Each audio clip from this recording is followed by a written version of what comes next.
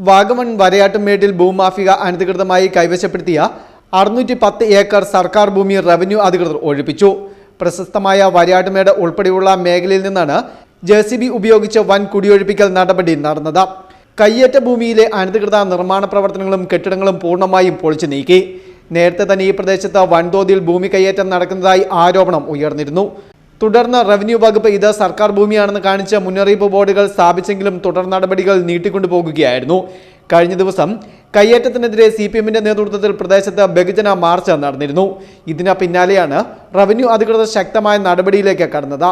കയ്യേറ്റക്കാർ revenue ഭൂമിയിൽ കെട്ടിടങ്ങൾ നിർമ്മിക്കുകയും വ്യാപകമായി കൃഷി ഇറക്കുകയും ചെയ്തിരുന്നു. ഒഴിപ്പിക്കൽ നടപടികൾ ഉറപ്പായതോടെ ചില കെട്ടിട ഉടമകൾ രാവിലെ തന്നെ സ്വമേധയാ നിർമ്മാണങ്ങൾ പൊളിച്ചു മാറ്റിയിരുന്നു.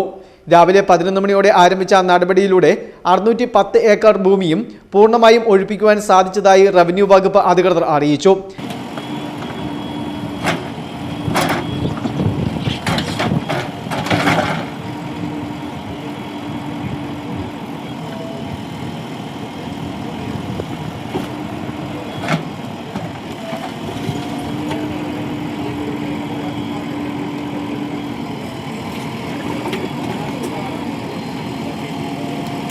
പ്രദേശത്ത് ഇനിയും സമാനമായ രീതിയിൽ അനധികൃത കയ്യേറ്റങ്ങളും നിർമ്മാണങ്ങളും നടക്കുന്നുണ്ടെന്ന് റവന്യൂ അധികാരികൾ വ്യക്തമാക്കി. ഇത്തരം കയ്യേറ്റങ്ങൾക്കെതിരെ വരും ദിവസങ്ങളിലും കർശന നടപടികൾ തുടരുമെന്ന് റവന്യൂ അധികാരികൾ അറിയിച്ചു. Festoon news, Elappara.